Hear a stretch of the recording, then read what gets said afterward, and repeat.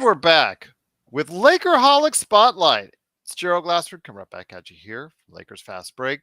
Pop Culture Cosmos, where we cover the latest news and trends of pop culture each and every week, twice a week, wherever you get your podcasts, on our latest episode, hopefully give it a shot because we talked a lot of great things, including Ahsoka, Starfield, and NBA 2K24 with Kobe Bryant on the cover. So go ahead and give that a shout out or a listen or a watch wherever you go ahead and get your podcast. Plus also as well, of course, our good friend and compadre, the man himself, Joe Soro. Go ahead, check out what he's doing. It's Ox 1947.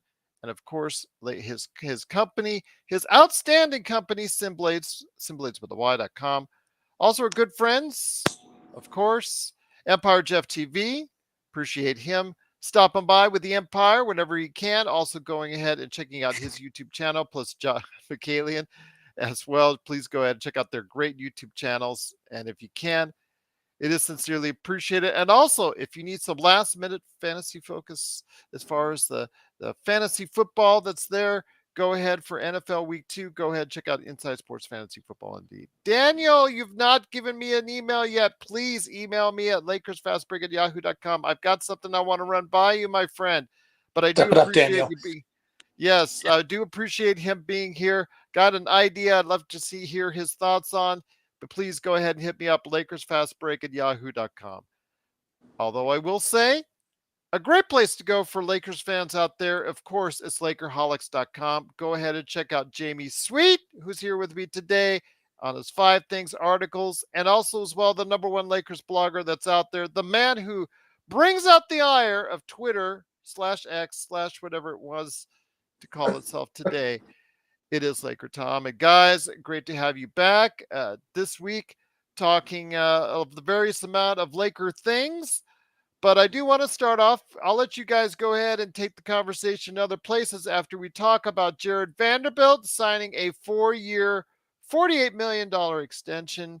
I know Jamie was really high on it. I'm okay on it. Either which way, again, it's not going to be ending up being mid-level by the time the end of the contract or hit last year, which is a player option. It will no longer be at a mid-level option. It'll actually be a little bit less. So we're hoping that his defense continues as the way it is, but also his offense improves in order to justify the contract in full.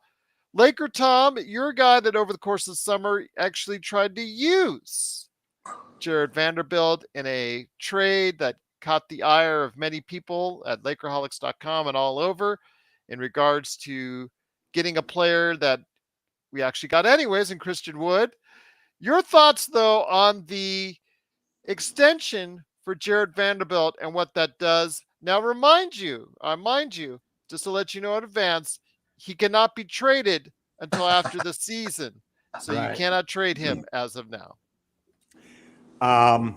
Well, first off, I'm really happy that we didn't have to trade anybody to get Wood. That's obviously the best out. I do think there's a chance down the road that we might regret not having traded somebody for Wood because it's going to be hard to keep him. We got 3 guys that fall in that category where, they're going to be the Malik Monks that are going to leave, and we're not going to be able to match them if they get anywhere close to what kind of performance that we'd expect from them.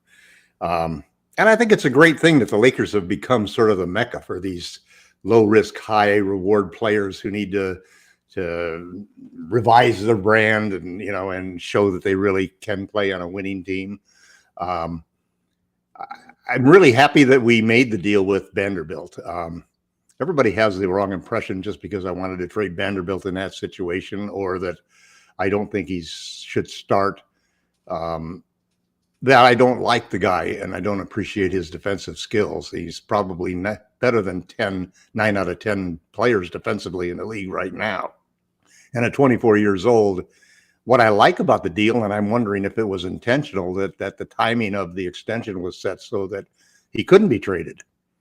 And I think that's an important aspect of the whole thing, because this entire team has been built for young players who are still got room to grow and upside, and a coaching staff that is oriented for player development.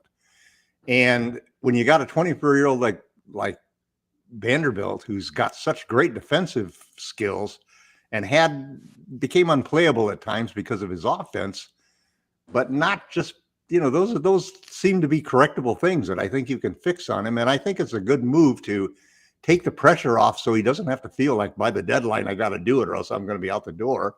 You don't want him to be a free agent, next year. So you got to do something.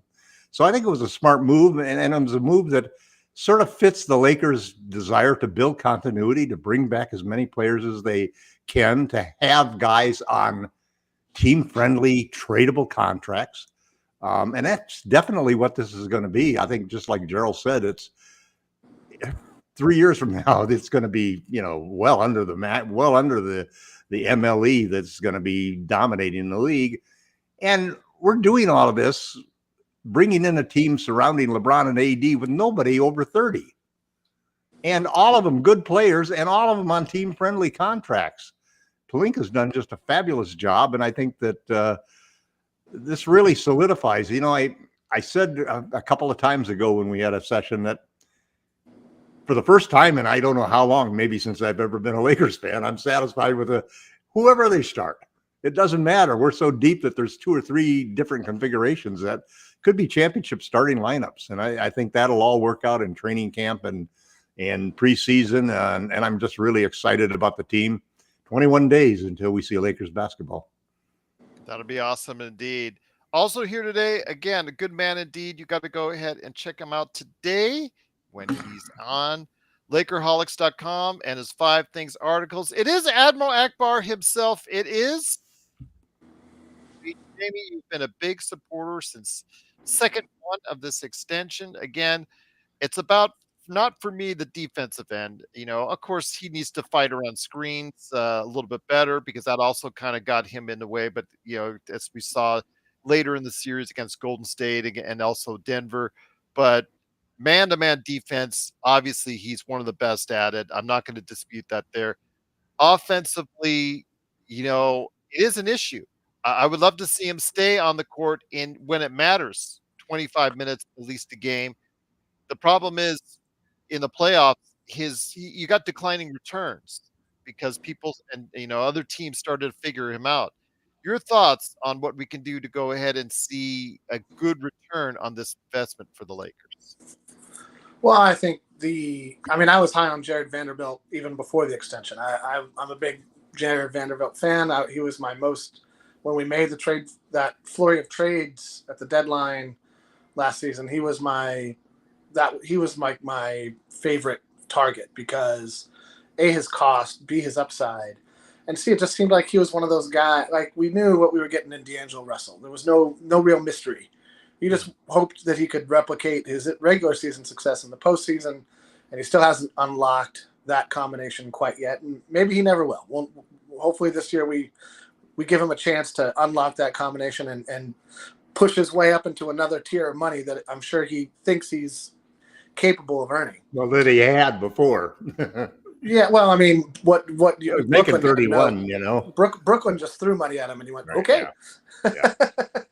Well, the other thing Vando did is he really saved the team in that critical moment when we really had to win every dang game.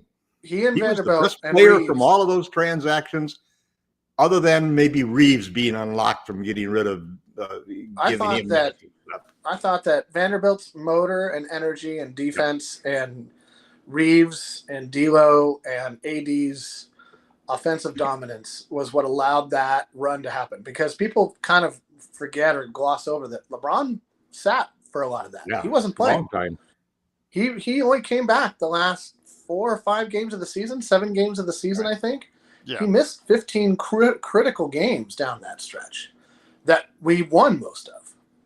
Yeah. And so that, to me, and before that, we weren't winning LeBron-less games. We were losing LeBron-less games. We were losing games with LeBron, too, because of a variety of factors. So I thought that, you always need a guy you always need a Michael Cooper, who might not be the best scorer, who might not be the best shooter, who might not be the most flashy player, but does the dirty work, does the hard work. And that's what you get with this contract. And I was looking at the salary cap implications. The cap is going to go up 10% every year for like the next 4 or 5 years. Yes. This is going to be nothing. And that's even before the TV contract that is currently being negotiated. Oh, yeah, but they limit it to 10% a year. With cap smoothing, it doesn't matter, right? It's 10% a year is the max. Right. It's gonna go up. The max it can go up every year for at least 5 years, past the length of his deal, according to the CBA.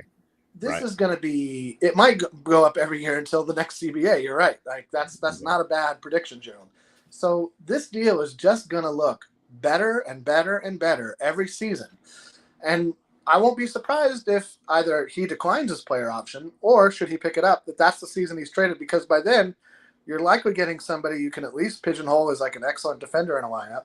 Right. And it's going to be at what will be probably close to what the MLE is at that point. Like the MLE will be around 8 or 9 mil by then, and he's only a few mil above that. So, and I forget who posted the average cost of his deal, including this season. But because he's so cheap this season, it actually brings that 12.4 down to like 10.5, I think it was. Right. Because he's got 1 year left on the existing that's deal. Empire Jeff calculated. That's right. That And I hope his Empire is doing well. And it's just one of those things where, like, when you do the math and look at it, this is a great deal for all parties involved. It gives Vando a nice little runway to work on his game. And I was the one, Tom and I went back, we were chatting a little bit about it on the blog last night today, where I think they could have signed him to this extension at any point in the last 2 months. I think all parties involved wanted to wait till the 6-month window, because it's not that he can't be traded this season, Gerald. It's that he can't be traded for 6 months. But that's an important essentially, that is essentially this season. Yeah, it goes past but if they had signed, deadline. but think about this: if they had signed this extension at the beginning of August, they could have traded him before the deadline. Then we could have traded him by the trade deadline this season. Yeah, I think you're absolutely right that he and the Lakers both wanted to take the pressure off of him to have to make a half a season gain in his offensive game in order to stay on the team. And even to improve his defensive contributions. Yeah, and now you get him working with a shooting coach, you get him working with Phil Handy on moves inside so he can finish inside instead of just passing the ball out. And you have a different player, When your offense is, I don't care who you are in the league. This is an offensive league, and they're paid because of your offense. And if your offense is not doing well, it's a rare guy that doesn't even affect their defense. You can say that guys will try to play extra hard on defense to make up for the fact that they're not doing it on offense, but that's not human nature. Human nature is you get a little bit down and, you're not the same enthusiasm. You're not the same guy. You feel like, God, I'm just behind the 8 ball all the time. And hopefully this will take some pressure off of Jarred and I'm just so excited because there's we've got like 12, 13, 14 players who have important questions to answer, and we have good reasons to think that they might be able to answer them this year. So it's such an optimistic situation to look at. I mean, the way it's slotted right now, there's going to be 2 free agents next season. Likely D'Angelo Russell, unless he picks up his option, and Max Christie. That's it. Or we trade him. Right. Those are the only guys. Well, Christie and Prince are the only guys on 1-year contracts. Right. We have 7 guys on long-term deals. We have 5 guys on 1-and-1 deals. Where they have player options, including LeBron. Yep. But that's a lot of continuity. We could theoretically, at the minimum, we'll get back 8 players. And at the maximum, we could even get back 14 players. It's possible. We could bring back the exact same team next season. And we still will be under the dang first cap level or the first tax threshold. Now, what I wonder is, so that's the other. And hard cap, so we can do a sign and trade if we wanted to. One of us will have to do the math on this someday, and I'm telling you, it's not going to be me. So I'm nominating Tom or Joe or Sean. Somebody's going to have to figure out if the cap goes up 10% every year. What's the minimum cap threat? What's the minimum spending level? Because it would be interesting if the Lakers could bring back this exact same team, not add a single contract, and still be above the minimum spending threshold. Yeah, they can. They can. Because I they're think already, they can. I think it'll be right close. now. I think they're they can. $8 million under the first tax threshold right now. Right. That's this. What's I mean, LeBron this is, James? Well, let me ask you this: what is LeBron James' exact status? Is he a UFA next year? He has a player option. He's under contract for next year, but he has an option the following year. No. Or let's talk about No. He's under contract. He's under contract season. this year, This and he has year. an option the following year. That's Next what year I'm he can saying. He's opt the out. player options. Yeah. That brings up a subject. I looked up this subject the other day. LeBron, any player who's got just 2 years left on his contract, which is LeBron James, right? Is eligible for an extension. He's not going to sign an extension this year. But remember, he's limited because I'm not so sure because think about what the Lakers have been doing. Pelinka's been lining up, making sure that we're going to have the same roster for a couple of years.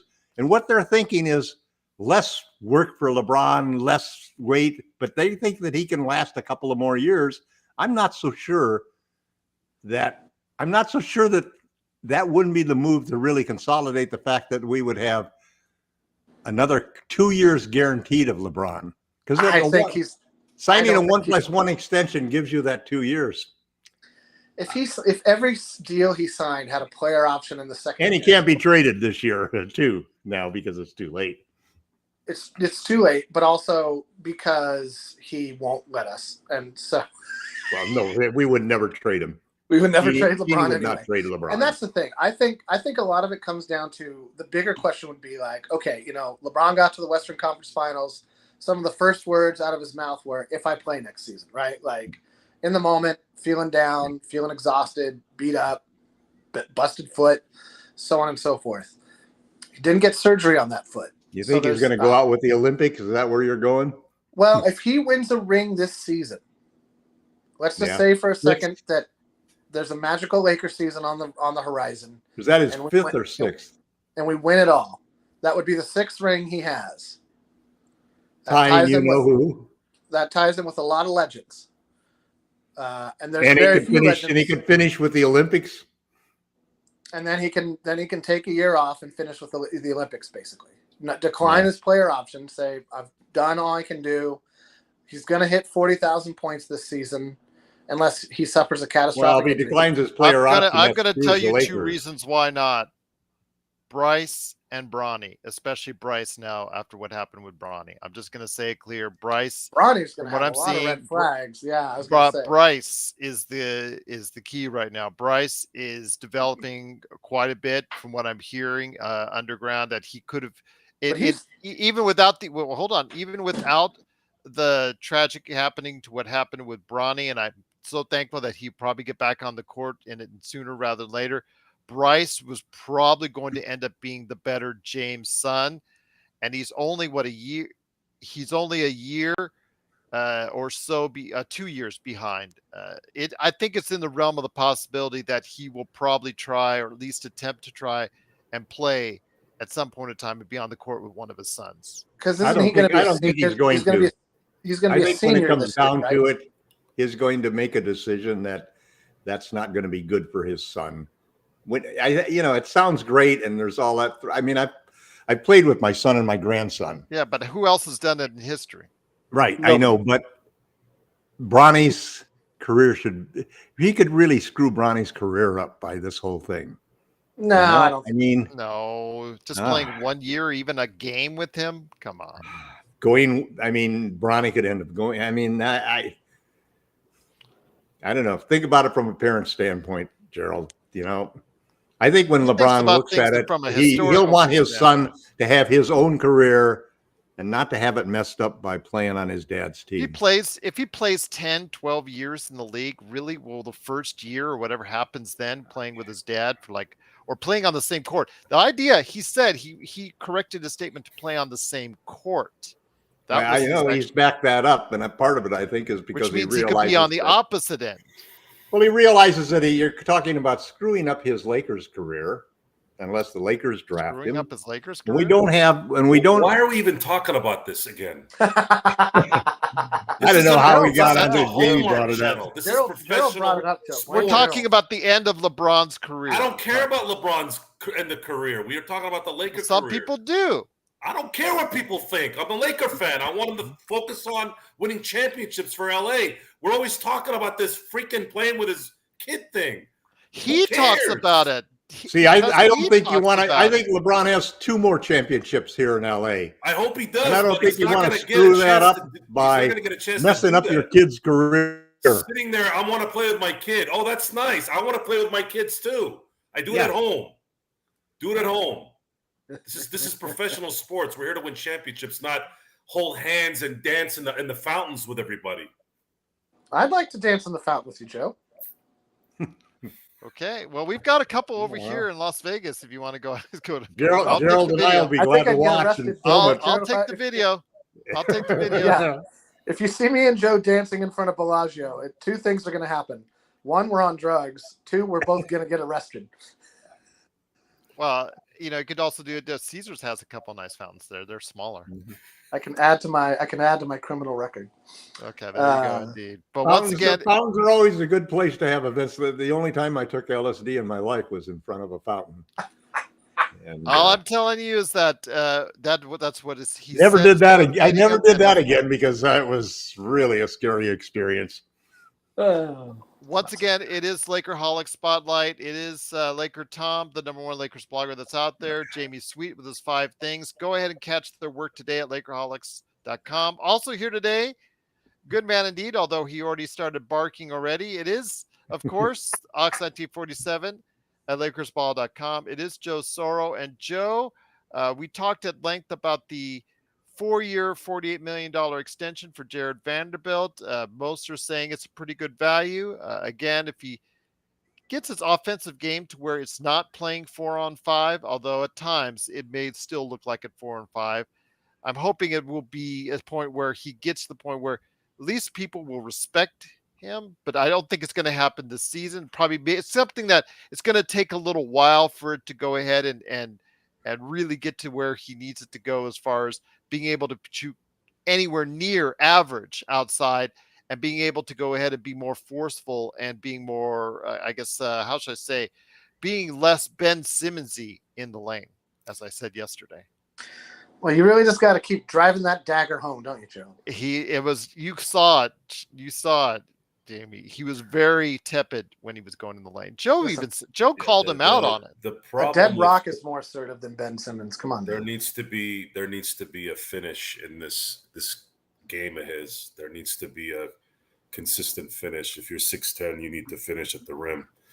If you're did he really grow? Did he really grow? Have we confirmed that? They've said he grew an inch since. I mean, when you stand and see him standing next to people, it looks like he actually has grown an inch or two. He needs to be a good finisher at the rim on pick and rolls and dashes to the basket. Those things would open up so many things because the energy on the defense and then getting bombarded with finishes by a guy that just stuck you is a mental thing too. It really, really messes with you mentally. And Vanderbilt's issue at the rim and likely issue at the 3-point line is confidence. He obviously can shoot. He's got a good shooting form. He's got the height. He's got the athleticism to make a 2-foot layup even with a crowd. But that becomes a confidence thing. The difference between AI and I used to always use AI and Kwame Brown as an example. I go, the difference between Cinderella and Pumpkin, or I should say a coach and a pumpkin, is confidence. Because you can't sit there and tell me, how come every time I see a 6-foot guy, I don't care how great AI was, he's 6 feet tall, going to the rim against 7-footers all over the place and guys that are 6'10", yet I never see him miss a damn layup. Quickness. It's floaters. Quickness and confidence. And then you see a guy who's 7 feet tall, who's got athleticism up the yin-yang, who can't make a layup. Or catch the ball. Can't do that. No. Vando has to make those shots at the rim. If he doesn't hit well from 3, it's not going to be a surprise. For me, it's going to be a luxury. So at that point, all I'm looking for Vando to do is be the defensive guy that you can sick on somebody 82 games out of the year so that LeBron and AD don't have to do all the work, and just make a couple plays at the rim at the very least that are consistent game in and game out, and he will have earned his money. His big problem is going to be Christian Wood. That's the guy who's going to take his minutes away. It's not going to be Prince. If that happens, that's a good thing because that means it is a good thing. Well, Woods- let me just say Woods this, score. because Jamie Sweet is very high on Taurean Prince, and Taurean Prince's name has been put into the chat as far as earlier in regards to conversations there. I am not sold on Taurean Prince, and the reason why I say is the same reason why that Minnesota got rid of D'Angelo Russell. Statistically, D'Angelo Russell off the court was better for them than when he was on the court for them, even though he shot very well. But the plus minus proved to be the case. Why, Jamie, do you think Minnesota got rid or let go and didn't pick up the $10 million option that they had on Taurean Prince? And because 10 million is less than a mid value these days. Just something to be concerned about when when we got him for the Lakers. Lakers got him on a nice $4.5 million deal, but again, why did Minnesota let him go? Only a 1-year deal, though. Notice that, no player option or team option. Mm-hmm. No, I think Listen, you're asking me to answer an intelligent question about a foolish franchise, and that's an impossible riddle to solve. Minnesota is going to blow it with 2 star players, guys that you should be able to build a perennial playoff contender around. I'm not saying that Cat could win a championship on his own, but if you have the right players around Karl Anthony Towns, and granted, Karl Anthony Towns has had some injuries and some bad luck. I mean, this is the franchise that, couldn't win with KG. They couldn't win with Stephon Marbury and KG.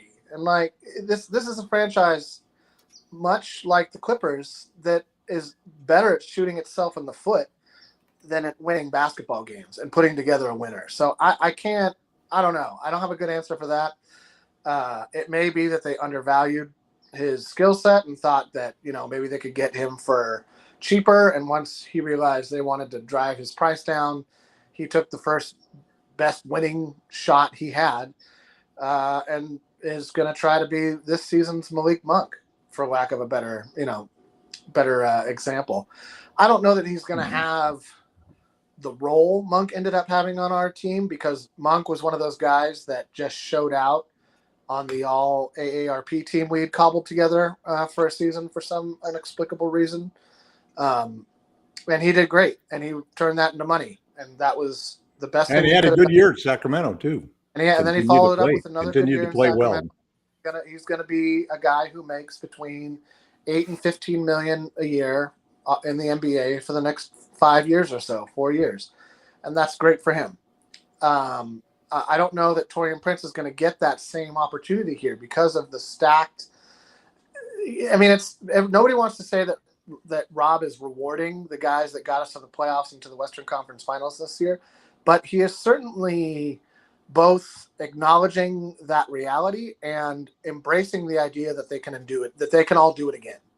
And so those guys, I think, are penciled into their roles until somebody else beats them out of it.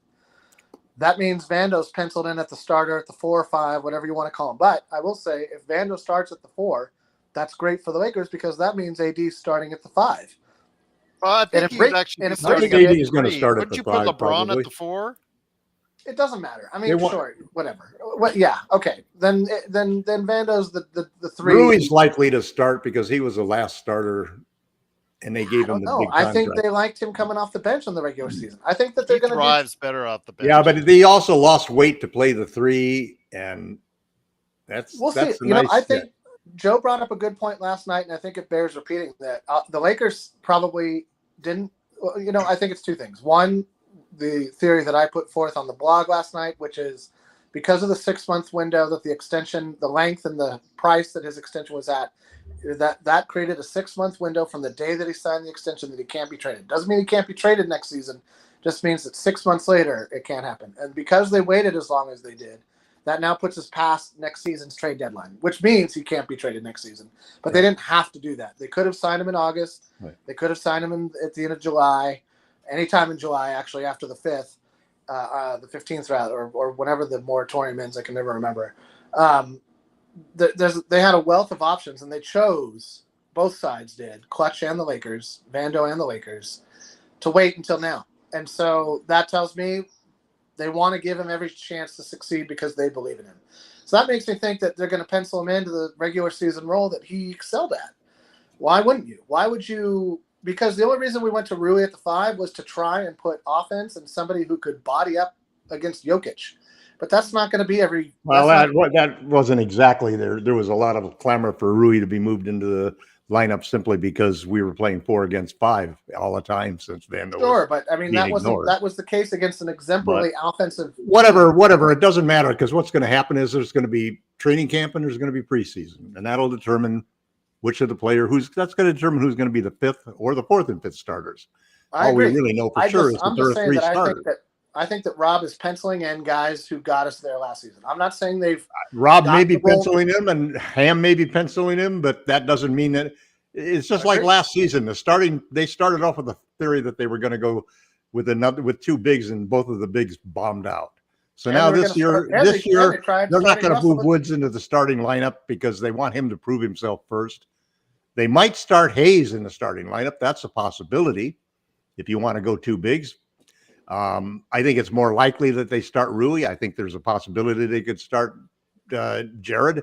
And I think any one of those things could work very well because we have a 10, 12-man rotation that is really good. In fact, we have such a good rotation that finding room for guys like Hayes and Reddish could be a problem. And you don't want to waste an opportunity to hit gold on one of those 2 guys because that could really help the team. Could, but I think that you also fall back into that situation that you brought up is if those guys hit big, they're not going to be Lakers next season. Yeah, but if they hit big early enough, we could trade them at the deadline. For what? They make minimum. They're minimum salary guys. Well, let me get Joe back. Tie them up. Tie one of them with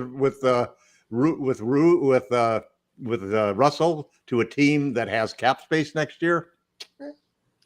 Well, let me get Joe back in here real quick. Joe, obviously, this is a great problem to have when you have such depth on your roster. It's not a perfect fit in some places, but really you could throw some quality guys out there at each and every position. I think that we haven't even started to talk about what the chat has talked about, the possibility, how much Gabe Vincent plays, how much Max Christie plays as being one of the guys that, again, due to one of the minor mistakes that Rob Pelinka has made, or one of the miscalculations. Perennial mistake of that 2-year contracts for the guy. What are they going to do with Christie? They say I've heard it being. They got to extend him. Well, I heard it being said that they were limited on how many years they could sign him because of the Lonnie Walker signing. So I don't know. You take that for what it is, but this is something that has gone. But he should be eligible for an extension. He's going to be. You don't want him to be an unrestricted free agent at the end of the year because that's what he is right now. Yeah, and that's part of the problem right there. But Joe, we would have bird rights still on him though. I see very much. We're under the hard cap is a problem. Let me bring Joe in here on this though, Tom. Let me when it comes to the embarrassment of riches right now for the Lakers as far as the depth on the roster, I see a lot of opportunity, but I also see a lot of growing pains outside of, unless any injuries happen, creating opportunities for some of these guys. Well, you have a couple of guys that need to prove themselves. Otherwise, they might be out of a job next year, at least in the NBA. Yeah. You have role players that weren't welcomed, like Prince, who were let go. Players who were assets last year on good teams that weren't valued enough to keep. We got a guy last year who wasn't being used right, who ascended, Rui Hachimura. Austin Reeves continues to improve. D'Angelo Russell has all-star talent, but doesn't seem to put it all together at the right time. So the Lakers have put themselves in a position right now to say, which one of you are you going to come out of the mud? Which one of you are going to be the staples next to AD and LeBron James? To some degree, Austin Reeves, because Austin Reeves has already shown he's capable already this summer in his international play. But for the Lakers, all they need is about 3 or 4 guys out of that group to come through. Those who don't come through, I mean, how can everyone on this team come through? How the hell are they going to distribute minutes to 12 players? They can't. You have to understand that we're going to need 7 of these guys. 2 of them obviously are LeBron and AD. We're going to need 5 after that to really play well. Whoever those 5 are, I don't give a damn. I don't care who it is. I don't care if it's Max Christie. I don't care if it's Prince. I don't care if it's D'Lo. I don't care. Just get me 7 guys that know exactly what their roles are, that provide, each guy provides what this team needs. You could say 8 and 9, but that's always a little exaggerated, especially when it comes to playoff Throw in time. injuries, you got to say 10, So 11, the injury or 12. part, so That's the injury the part, problem. here's how this plays out. You guys heard me say this a few months ago with Reddish. Reddish has to understand coming into this season, he is going to play 15 minutes one game and then 2 minutes another game. If he gets pissed off, then you know what? Go, there's the door. Okay? There are too many things here right now that they need to figure out. We can't have feelings and worrying about your time and all that being in the way. Either you want to come do your thing, stop being a, you know what? Do your job, play well when you're in there, and guess what? If you continue to play well, you'll keep playing. That's how it works. But for right now, we need to see who's going to work. And it's going to take 2 or 3 months, probably 2 or 3 months to figure out those role guys. And once they do, you got to ride that home, especially if we're all healthy. That's the key here right now. Darvin Ham's lineup adjustments have to be key, and his mental focus on keeping everybody in line is going to be very important so that LeBron can focus on doing what he needs to do, and AD, God willing, can focus on finally putting together a year that he has been needing to put together. This is the year. This is the AD MVP season that it should be, or at least the Defensive Player of the Year award. If not, we're not only going to have a problem with this year, we're going to have a problem with relying on AD, especially with this new extension, relying on AD being a number 1 after LeBron's gone. These are all things. Yeah. These are all things that we have to understand. Or maybe AD would continue to want to be a number 2. You bring in somebody like Giannis, God willing. Jason Tatum says, you know what, let me test the market in a couple of years. Then maybe that's a different story.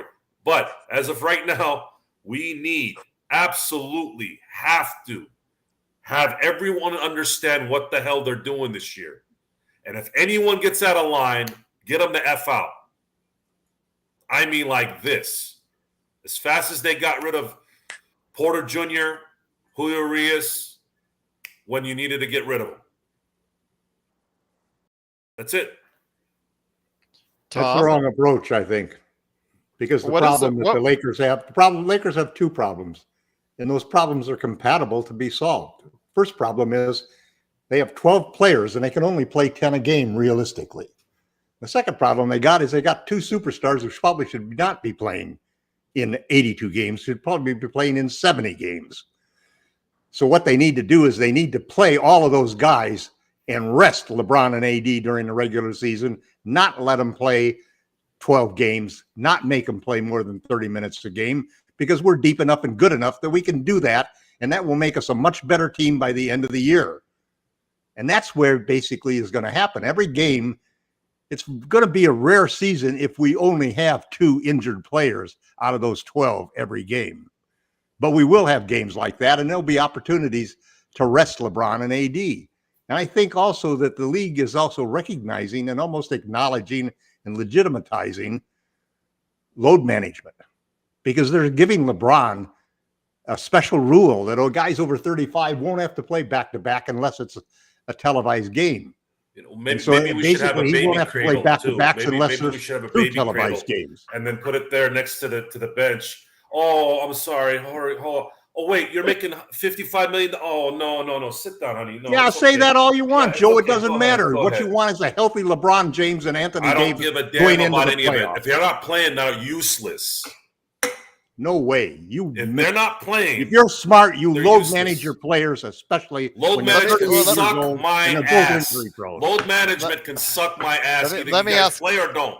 let me tired of this ask. load It's management here. crap. It's legitimatized by the NBA. You can But the thing is, legitimize this.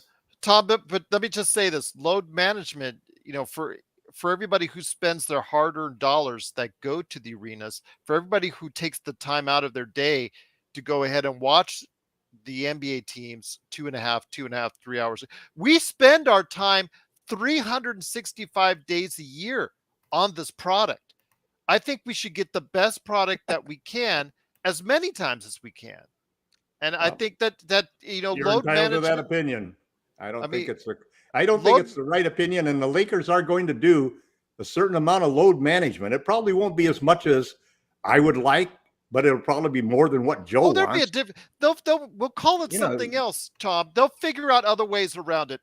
We already talked about Whatever you call it doesn't matter. It's the same they'll thing. It's circumvent understanding it. that having healthy say he players has a for more hangnail games. second quarter and he'll be out the entire game or something like that. We'll see stuff like that manipulated on during the course of the season. That's probably going to get Joe's ire up even more. But the thing is, I want to go ahead, Joe. Go ahead. I want to understand something here, and please make it make sense to me. I'm trying to understand how 20 years ago you had guys that didn't have 1/10 of the technology, the nutrition, the everything that's advanced at this point, right? You have God knows what a difference it is from 20 And it was a different game that was played below the basket on the floor by slow guys without the athleticism of the modern player. Okay, so the difference between 20 years ago and now is the fact that the guys are running more? The fact that just look at the tape of the game 20 years ago. I watched the game 20 years ago. I played the game 20 years ago. These guys, it's a totally different game today. Because they're running more, right? No, because they're playing above the rim. Their guys are jumping higher, running faster. They're bigger. They're stronger. They're better shaped than any of the guys that played 20 years ago. It's the injuries because of the nature of the game and the athleticism. I disagree with all of the above, and I think it's the prevalence of the before college game that didn't exist until the 2000s. The AAU, club circuits, 13, 14, 15, 16-year-old kids playing all summer long, then playing for their high school team, then going to college, playing all their college. Versus part-time players. Guys who This had to have a side job didn't in order exist. to pay the bills. That didn't exist in the era of even Jordan. Jordan didn't play in that era. And I think that's something that's an aspect of the sport that needs to be looked at. I'm going to make it easy. I'm going to make it in easy general, for the commodization of kids under 18 for profit is something I have a problem with on multiple levels. That is, but so crazy, I just think man. That's an aspect of the game guys that hasn't may never been looked turn at yet pro. and is kind of exploitative. I'm going to make it real easy. You want to do load management? I want load salaries so that we can put somebody in there that can make up that time. Let me hear them say, yes, I'll take a pay cut so I can play 15 games less during the year, and then I'll buy in. That's my compromise. Good luck with that. Yeah, good luck. Exactly.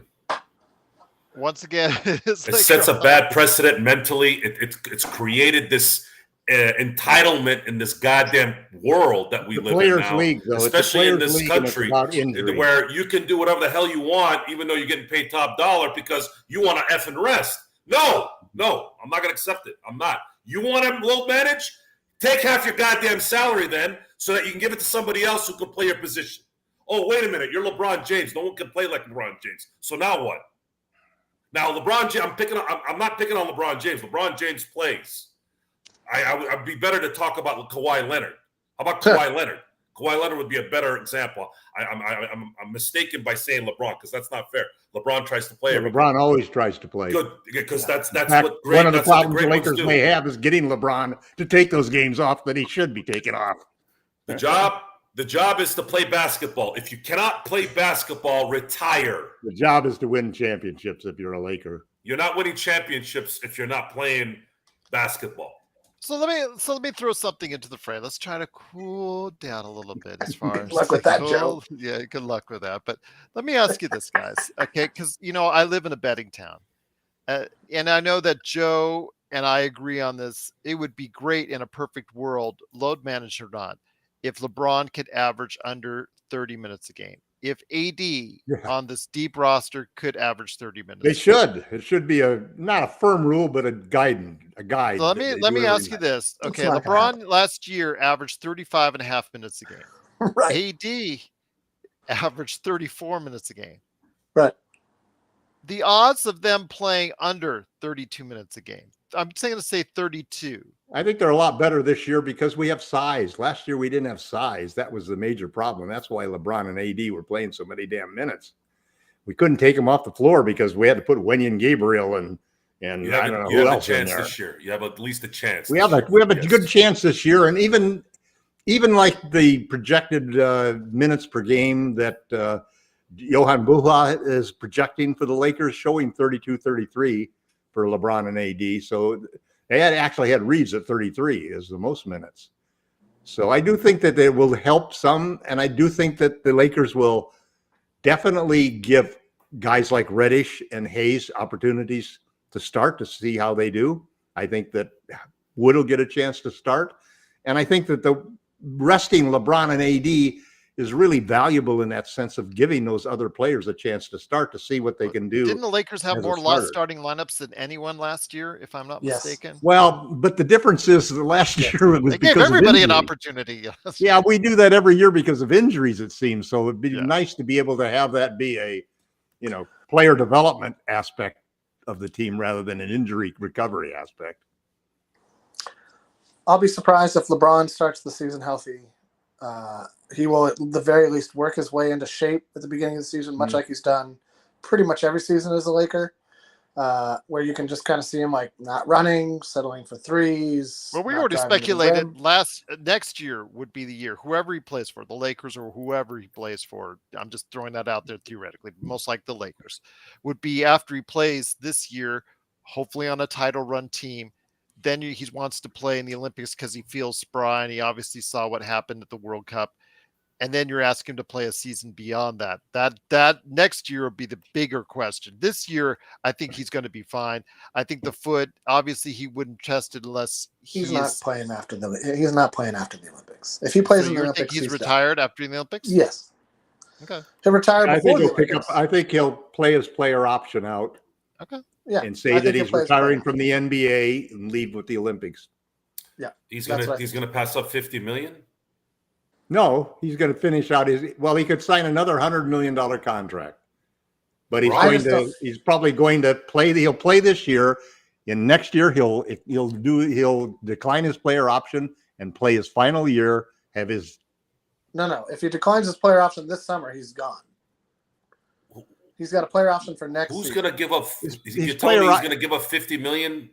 No, he's going to decline the player option and play out in the second year of his contract.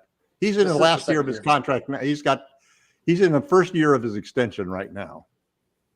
This is LeBron James, right? And he has a player option. And he has a player option for the following year, so you'd have to do that player option and play, and then go to the Olympics. I see. But that's a year from now. That he's talking about next year. I'm not worried about that. I think. Listen, I think if the goal, I think that's if he really is going to do the Olympics, I think that Jamie's right that that's probably the way to go out. Let's see. I just don't see him. I just don't see him being able to take that turnaround of playing for the Olympics over the summer and then coming back. I think he's going to be in the Jason Kidd role during the Olympics. He's not going to play a lot. That's valid. Yeah, maybe like basically a coach. Yeah. Play for like 5-10 minutes. He won't play that much. Get the ball to Steph and KD. There you go. Oh, go. Boy. You might lose. He wouldn't.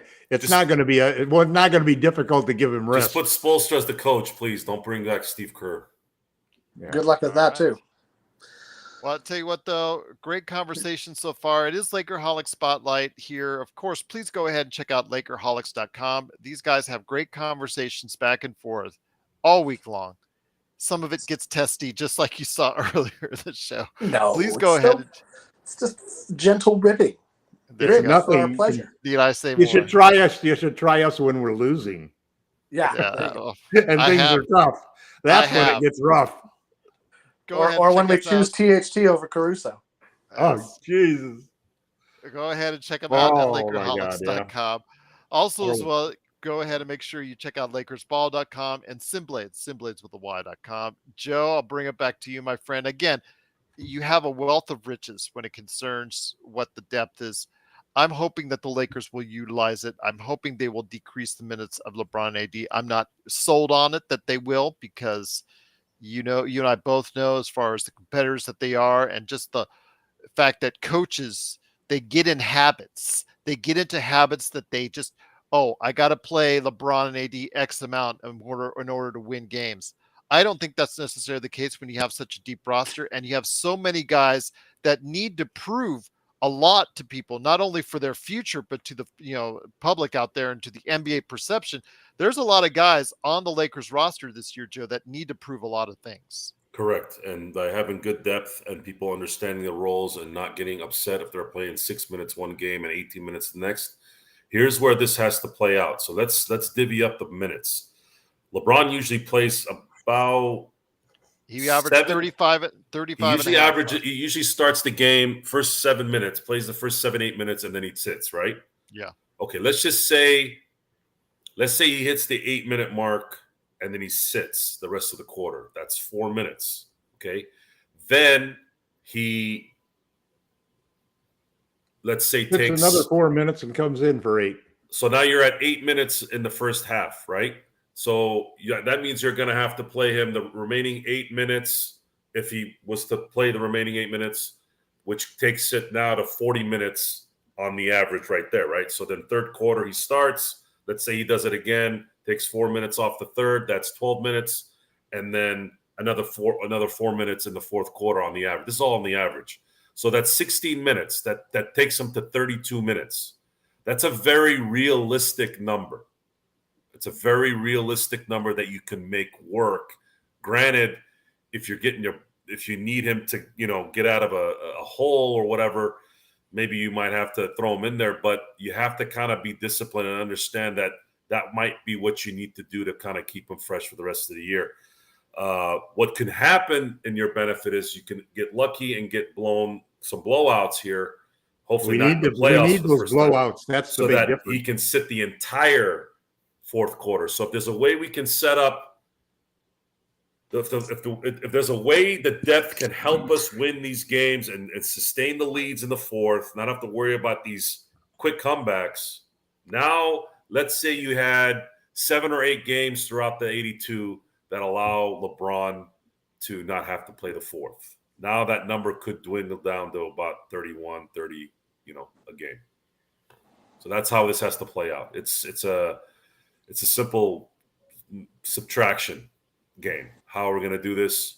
And it's going to be predicated on mainly AD in terms of how LeBron is going to rest. If AD is doing his thing, it's going to just make things much easier for LeBron to rest because you'll always have him in there.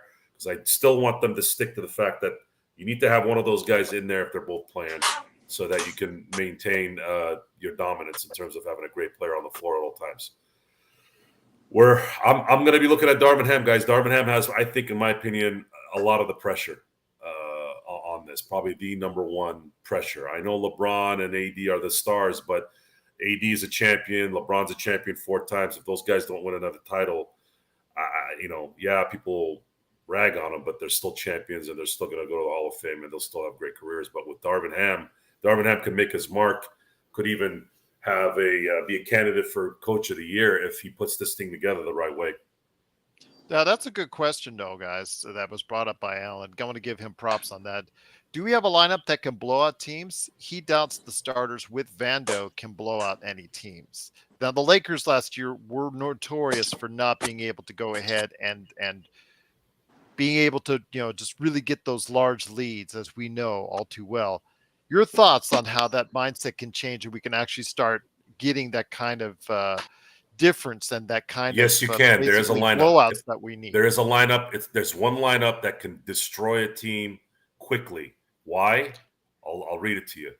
LeBron, D'Angelo, Reeves, Wood, and AD. Now, you guys have heard me say Wood and D'Lo on defense on a starting team is disastrous. However, And I know LeBron is not a shooter, and I know AD is not a shooter, but it's when those guys start hitting, then you might as well call it, just go to bed. Can I just interject? If those five are all hitting, then that's when a lead can go from 8 to 22 very quickly. Can I just interject one thing? This was something that, especially their first part of the year, and still even had its lingering effects. The third quarter, the Lakers had just a lot of trouble in a lot of times where they came out. In fact, they were at one point in time the worst third quarter team in the league at various points in the season. I think that, whatever Darvin Ham needs to do, at halftime. Don't start Vando is the answer.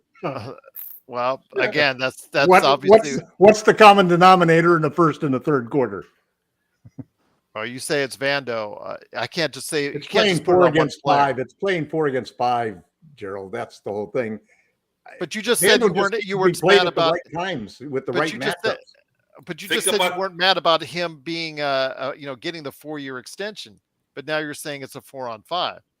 So we just paid $48 million. That was the problem last year. I don't know. I hope that's not going to be the problem this year. Okay. And I'm not ready to throw away D'Angelo Russell just because of one series. And I'm sure not ready to throw away a player with the defensive abilities of Vanderbilt for nothing. Okay. Now, I happen to think that Wood is something worth keeping, and I don't think we're going to be able to keep him. That's why I was willing to trade Vando for him.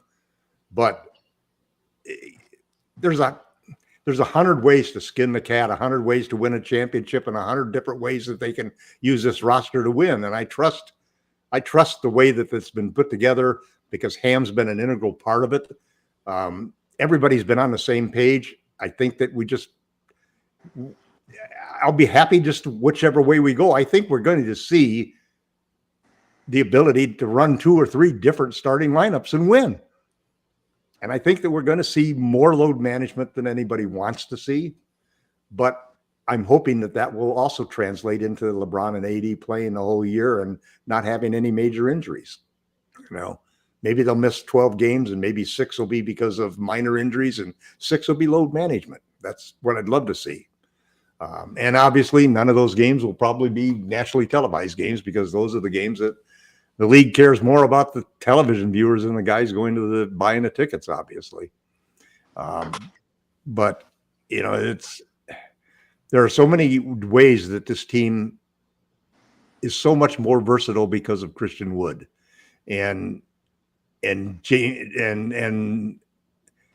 I think it's absolutely correct that the lineup that is the scariest lineup that other teams don't want to see. And I think we do need to make Christian Wood earn a spot on that lineup rather than giving it to him. But I think if we can do that, if we can make him be another case of Malik Monk, our coaches and our superstars get a guy and teach him how to win, Christian Wood could be the difference maker for this team. Throw him in there with. Well, I was going to say, Jamie, did you want to interject on that? Because Tom and Joe have been the biggest supporters of the Christian Wood signing. And I've seen Christian Wood now since UNLV. I actually was the first one to turn Tom into that direction way back when. Your thoughts? You've been actually one in of another universe. Your trade has won 2 or 3 championships. Yes, it did win Gerald. 2 or 3 championships. Yes, but they didn't listen to me on that one. But Jamie, you've been one of the biggest detractors on Christian Wood. Let me hear your thoughts on that as well. I don't know that that's exactly fair. I question his ability to impact winning through volume shooting. Everywhere he's been before now, he has been one of the best players on the team, at least one of the best scorers or shooters. He has a pretty solid inside-out offensive game. The things that make me question his ability to stick in a starting lineup or to be given or earning a role on a championship roster is that he wasn't able to do that for Dallas last season. And Dallas desperately wanted to make the Kyrie Irving trade work. And but the coach did not want to have him on the team from the start. Yeah, but everybody likes winning. I mean, that if that's the case, then Jason Kidd's a bad coach. And I don't think that that's true. I think that Jason Kidd's an okay coach. It's a bad situation when your general manager brings in a player. I think the biggest issue you're going to see with a with the lineup that Joe was proposing is that you got really just one guy who plays defense in that lineup, and that's AD. Reeves' defense is a big question mark coming into the season. He got picked on FIBA because of his lack of bulk and his inability to keep guys off the block. D'Lo's a defensive sev. Wood has been a defensive sev. LeBron can guard a small zone of the court. He's not going to be chasing guys through screens. He's not going to be banging down low. So I think that maybe that lineup could get hot enough to outscore an opponent, but it's not going to blow an opponent out. It's going to be a back and forth affair of like one team scores, the other team scores, one team scores, the other team scores. And you just hope you come out on the winning side of that equation. I don't know what the best lineup for the Lakers is going to be. What I do know is that we should see, and this would make Zangerstein happy if she were around, I do think that given the length that we acquired this season, we should see a lot less 3-guard lineups. In theory, we should. In theory, right. I mean, we could still trot out. No guards playing small forward. Come on, we man. could see D'Lo, Christie, and Reeves out there with Vando and Wood and go, really small. But I don't think we're going to see that. I think we're going to see, I think we'll see a little more Reddish than maybe some folks expect. I don't know that he'll earn a sizable role, but I think we'll see him in like a Wenyen Gabriel-esque role where he plays a solid 15 minutes a game. He'll be the guy who backs up LeBron, hopefully him or Prince, between the first quarter to the second quarter rest and the third quarter to the fourth quarter rest. And unless they're balling out, that's your role. That's it. And only one of them, not both. One of them will get that role. And that's what training camp will be for. Same thing for Wood. I see Wood coming in when AD sits, that 15-ish minute per game slot that AD sat. And that, what can you do in those minutes? And if they earn a bigger role than that, fantastic. That's absolutely great. I'm proud of it. Proud of them. Way to go. Great job. I'm not predicting that. I won't predict that. So that's their challenge, right? Their challenge is as guys who have, drifted out of NBA rotations and into veteran minimum contracts while they're still technically in their prime. Their challenge is to prove that everybody's wrong, that the league isn't right, that I'm wrong, that I'm not right. And not that anybody cares what I think. I mean, I barely care what I think, but I just don't see these big roles materializing for these guys who have, by their own hand, forced themselves into a situation that I don't think they ever imagined themselves being in. I mean, you're looking at a guy who has the potential to average 20 and 10 in Christian Wood, and he's 26, 27 years old, and he's playing for us on the veteran minimum. That's astounding. That's astounding. And so if he's got to have a look in the mirror moment. I mean, if it doesn't give him the look in the mirror moment, then nothing will. That's exactly right, Tom. That's exactly right. And so that's what I'm saying. If he gets his Malik Monk moment, if Prince gets his Malik Monk moment, if Reddish gets, but all three of them can't. It's going to be one at best. It will not be three guys who suddenly are making $12 million in the league and they bench Rui, Vando, and Christie, I guess. I just don't see it happening. So, that's the challenge, right? And that's the beauty of the 82 game season. I think that if the Lakers can embrace the kind of load management that is accepted by the league, where LeBron sits out as many back-to-backs as they will let him, and there's even a caveat to that. If it's a nationally televised game, you can load manage or rest or whatever the hell you want to call it, one of your superstars, as long as the other one plays. And a superstar player has this, there's all these blah, blah, blah, has to make an all-star. We got two of them, LeBron and AD qualified. Had to have been something or other. So either one of AD and LeBron has to play in a nationally televised games, or the Lakers will get a stern finger wagging probably at first, followed by what? $100,000 fine? Who cares? Yeah. Who cares? Well, they won't care. Want them looking at, and that's there's still the thing of saying, hey, he's injured, man. It's not load management. He's got an injury. I mean, I'm not gonna lie. I wonder that LeBron didn't get surgery on the foot just so that he could be like. Well, let me go ahead. Well, let me go ahead and get. I'm not feeling it. Well, let me go ahead and get someone else in here. Someone who's been able to grace us every now and then. We're just always glad. Real quick, when it's Joe, you. can I say one thing real quick? Shout out to Blue Magic and Search and Destroy. You guys are the best chat guys ever. Absolutely. Yes. Big shout out to you guys. Truly appreciate it. Everything that you guys do for us, we truly cannot thank you enough. Search and Destroy, Blue Magic. Great to have you here. A part of what we're doing here at the Lakers Fast Break. Alain. Yes. But also here today, good man indeed. It is Laker Nick. Oh. Yep. Great to have you here, my friend. You wanted to come in on this conversation. Your thoughts, again, so many variables when you have a deep roster that you have to look at, my friend. But your thoughts on what's going on as we get to 3 weeks, 2 weeks, less than 3 weeks away from camp? 3 weeks, 21 days. Yeah, Gerald, and salute to Jamie, Tom, Joe, and to you, Gerald. I think Darvin has a very good problem on his hands where he has a ton of options, a lot of variables. He needs to do his homework, and training camp and preseason is hopefully going to provide some answers for him. I just wanted to come on here and kind of underscore a couple points that some other panelists have been mentioning. One is that I think Christian Wood's value just lies in reducing LeBron's and AD's minutes, even if it's just by 2-3 minutes a game. If you multiply that by 82 games, that comes out to about saving them from playing 5 to 6 games in the course of the season, which may not sound like much, but if you're saving 2 key players from playing, 5 to 6 games, that could definitely amount to something. And so, especially considering that LeBron last season, he played almost 36 minutes per game, which, equals his average from the 2015-2016 season, a player that's 38 going on 39 years old.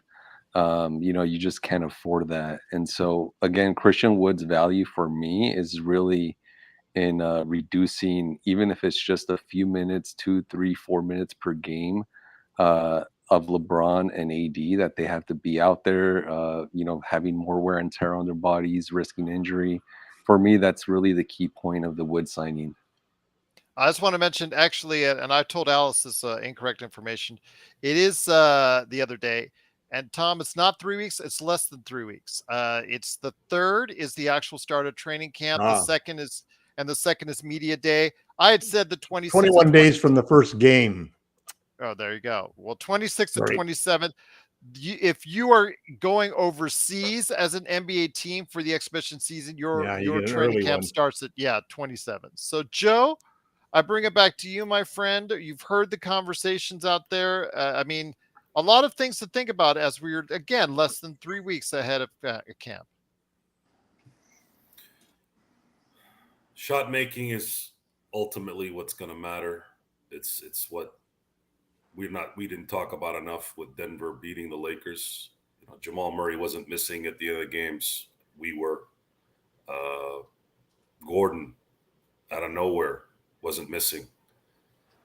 Porter Jr. started making his shots, didn't twist an ankle walking to the bench. So all these things ended up working out perfectly for Denver because at the end of the day, they made shots and the Lakers didn't. So at the end of the day, if you're making your shots, you're going to help everyone and everything in this thing. Christian Wood, Prince, Reeves, D'Angelo. I use that starting lineup because that is the most potent shooting lineup we have. So let me ask you this, Joe, real quick. Okay, the Lakers finished 25th in three-point shooting. What do you see as a fair bump up that they 15. could realistic? You can see them going up 10 Just spots. get to the middle. Get to the middle, because if we're going to have a big who can shoot, I'm telling you guys right now, this is the first time LeBron's had a big who could shoot. Kevin Love. As a Laker. Good comeback, Joe. Slip that in there very slow.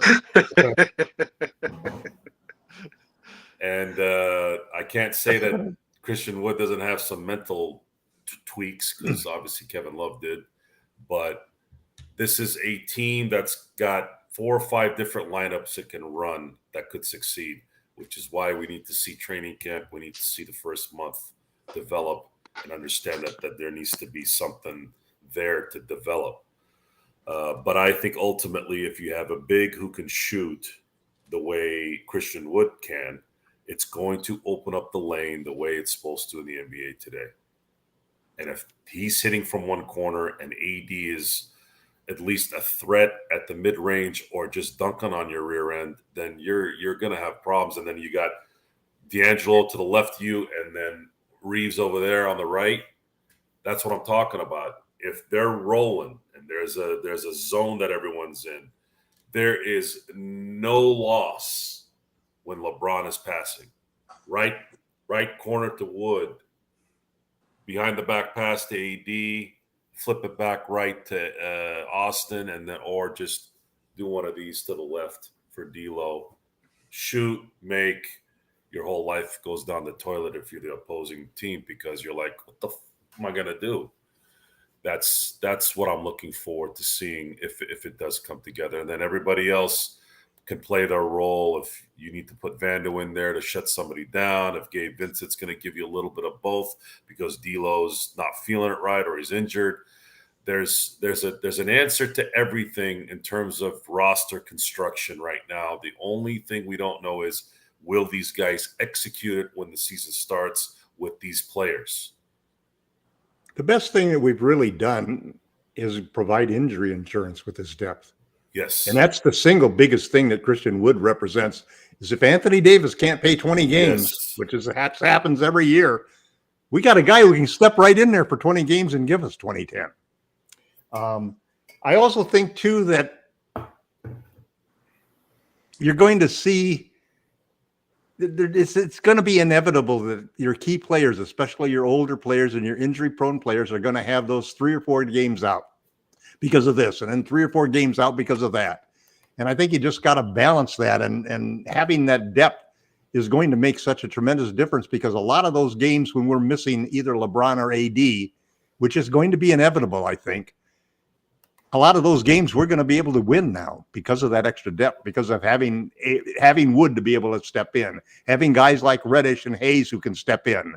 I expect that the 2 biggest wild cards to me are the guys that are left out of the starting rotations that everybody's talking about, which is basically Reddish and Hayes, because those 2 guys give us probably a prototype defensive center and a prototype bigger wing that we've never had before. And they both are top 10 draft picks. And if one of those 2 can hit along with Wood, then that is really a big key to this team, because then you have almost the ability to withstand. It's almost like we have to say, every year we've had to say, if LeBron and AD stay healthy, we can win a championship. Well, you know what? They don't have to stay healthy all year long. We do need them in the playoffs, but they don't have to stay healthy for us to win anymore. That's the big difference. Here's the wild card. If Max Christie starts hitting shots, now that lineup that I told you about, you can switch Max with D'Lo with Max. Now you can really be a 40% three-point shooter. And then now you got a guy who can play defense at that position. Now that lineup with, let's say, Max Christie, Austin Reeves, Wood, AD, and LeBron. Now that takes on a whole different look. Now you got a 3 It's a whole Lakers team full of wild cards. Yeah, well, he's the guy that hasn't been cut from Minnesota, or someone like Reddish who's been complaining about minutes. Max is a young kid. Max is building. Max is putting in the work. He was undrafted. He wasn't a top 10 pick. Max was a 2nd-round draft pick. He was a 2nd rounder. 2nd round? Okay. Yeah. But that's a big difference between being a top 10 pick. Remember you'd have to say on raw talent that was it $4 million that they spent to buy into the 2nd round just to get him from I think from Orlando. But he's played well. So, but let me ask you this, and I got a question for Jamie here in a sec. But let me get Laker Nick back in here. Laker Nick, with all the variables that we see with this roster, I mean, the question remains. You just signed Vanderbilt to an extension.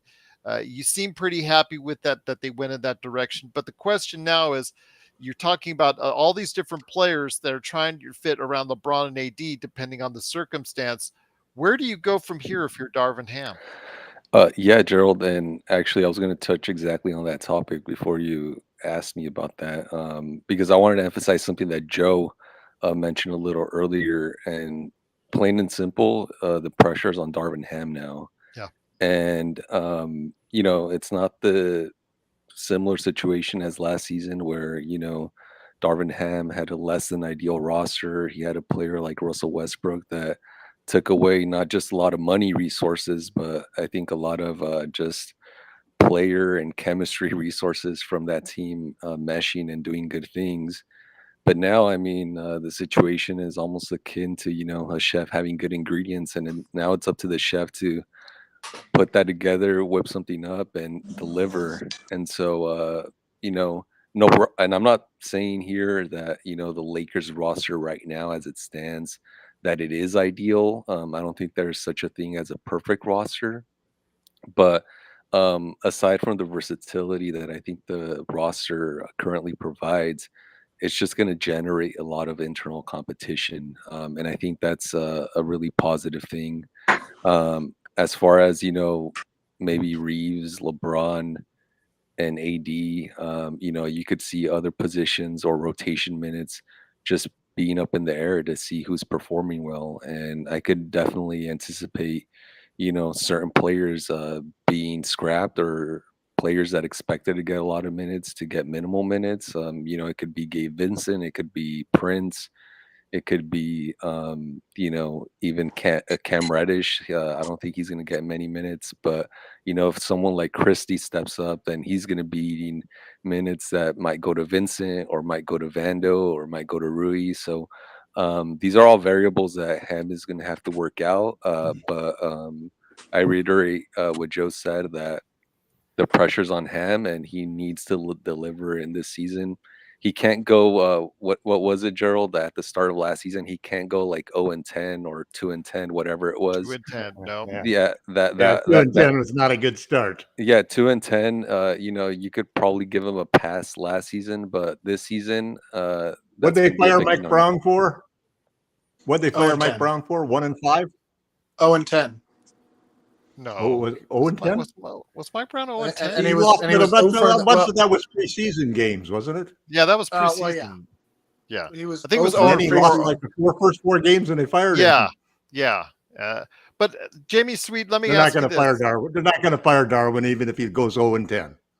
Great thoughts, Nick, though. Yeah, because they've got so much that they owe him.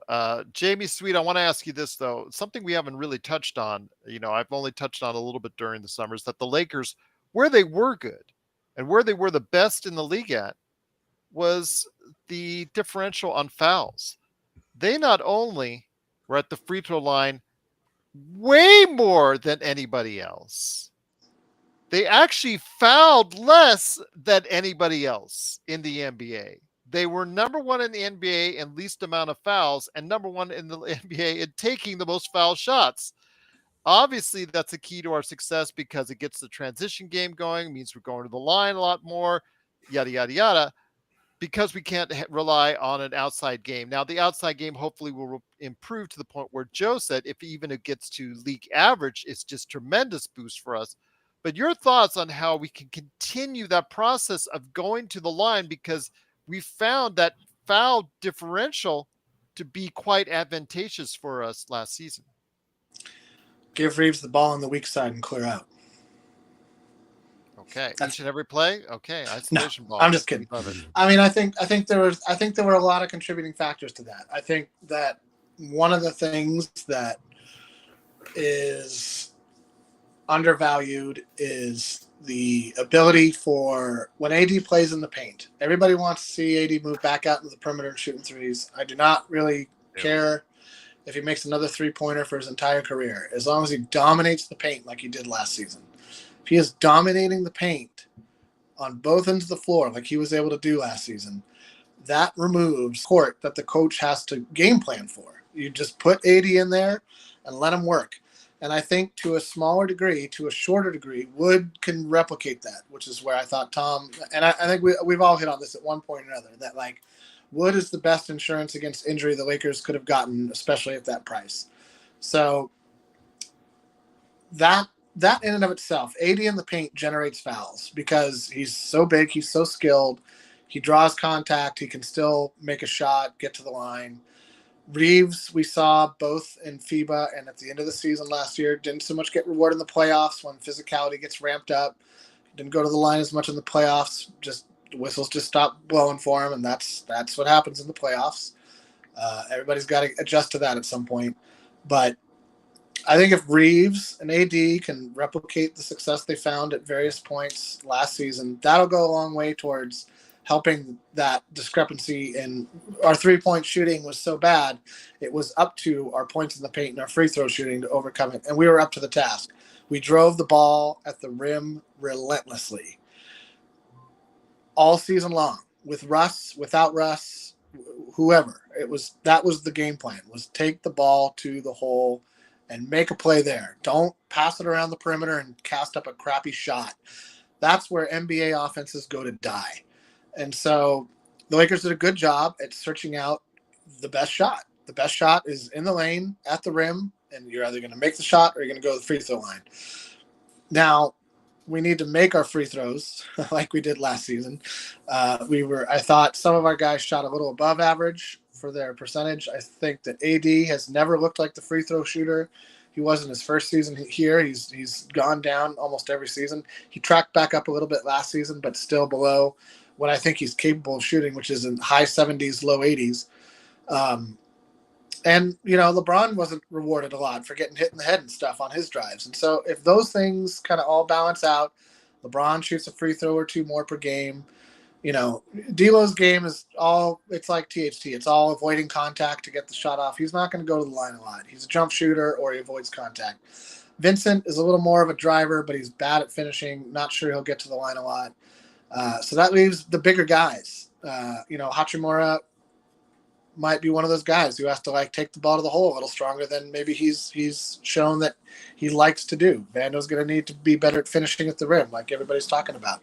All of these things I think are going to compound and help mitigate the what will at best be average league 3-point shooting. That's where we're going to have to make it up. We're going to have to make up great shooting by playing smarter basketball. And if we can do that, then I think we've got a great chance at, finishing 5th, 4th, maybe even 3rd in the Western Conference, which is no small feat. That's not something that just happens. Joe, anything to add on to that, my friend? Performance now is I think we've gotten the water out of the rag enough at this point. We have to see performances. We know what would work based off of people's talents and what they've done and what they do. Now it's time to see it together on this team.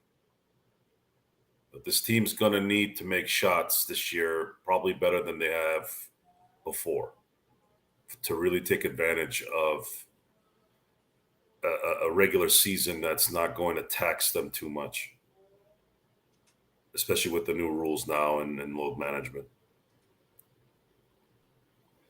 One thing I wanted to add in before I get it back over to LakerTom to let you know what he's up to at Lakerholics.com. Wanted to go ahead and mention Eric put in the chat the correct record that Mike Brown had when he was fired in 2013. It was 1-4 to let everyone know out there. But LakerTom, to close things out for us here at Lakerholics Spotlight, I want to go ahead and make sure you get the word out there, not on the trouble that you're causing out there on Twitter, but everything that you're working out there. My God, you get a lot of brushback and blowback on Twitter, but everything that you're working on at Lakerholics. Well, I'm glad you think it's fun because I would kind of just man, these people are nasty to you out there on Twitter. But what are you up to at Lakerholics.com? The problem is that you just cannot propose a trade of any kind that involves Austin Reeves at this point in time, or otherwise you just bring out an army attacking you. Well, I would vote for Drew Holiday. I'm sorry. Cannot do Pardon? That. No, Drew Holiday is a no for me. I'm sorry. 32, a lot of mileage, poor shooter. volume shooter. Well, you know what's interesting. Great defender. One of the things that everybody seems to have ignored to a certain extent is when you take away LeBron and AD. I just calculated this. You take away LeBron and AD. The average age of the Lakers is 23.9 years old. That's pretty amazing. What makes it even more amazing is the 5 teams that are the oldest are all of the other competitors.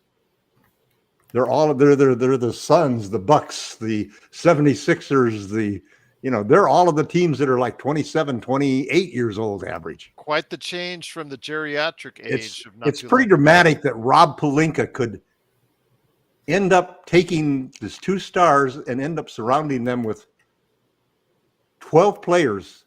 Well, if you count the 2-way guys, surrounding them with 15 players that are in their 20s. Not a single other player other than LeBron and AD are over 29. And there's only one other player, Prince at 29, that's over 27. So what does that mean? It means that the other teams that are going to be playing a long season and hoping they can stay healthy, the Lakers are going to be playing a long season hoping they're going to get better. Hoping that these player development coaches and all of these young players who have room to grow and have upside are really going to start to put it together. And the Lakers may have a problem at the end of the year that they got too many players that are good. But this is a league where injuries never let you enjoy that. There'll be injuries, and we're going to be grateful that we've got a 12-man rotation that could go out there. And we're going to see, I think we're going to see more of the wild cards come through than anybody imagines right now. I think this is going to be a championship team. I think we're going to finish first or second in the Western Conference, and we're going to go all the way and win our 18th championship. Once again, it is Lakerholics.com. Go ahead, Joe. Hey, Joe's rooting for us. Yes, absolutely, indeed. But once again, it is Lakerholics.com. Truly go ahead and go out of your way. Please, if you're a Lakers fan, stop by Lakerholics.com. Check out basically the time spent by Jamie and LakerTom and everybody there at Lakerholics.com that they spend really digging deep into a lot of the Lakers questions as we get to go ahead and get to see them here in the not too distant future, less than 3 weeks away. But you can always stop by here, but please go ahead and check out their great work today at Lakerholics.com. Well, Laker Nick, Joe, Jamie, LakerTom, another great show. Magic Man was in the chat. Everybody out there, Eric, Blue, of course, Search and Destroy. Tremendous job moderating the chat once again. Blue, tremendous as well. Everybody out there, just really great to have you here. Delano, Howard, just cannot go on and on about how great each and every one of you are for stopping by this weekend. Cannot thank you enough. We'll be back tomorrow. Magic Man has Gage Bridgeford for the Denver Nuggets team report, looking at their season preview, the world champions, looking to see what it would be like for them as far as their quest to repeat, which will, in my opinion, fall short, thanks to what we see here with the Lakers, most likely. Yes, absolutely. But we'll be talking to Gage Bridgeford tomorrow. Looking forward to that. Plus, we got more great team previews on the way. And, of course, more great Lakers talk on the way as well as we get closer and closer to camp. But looking forward to everybody out there continuing with us, hoping you're going to have a great Lakers weekend right here at Lakerholics Spotlight. And, of course, everybody right here at the Lakers Fast Break Podcast.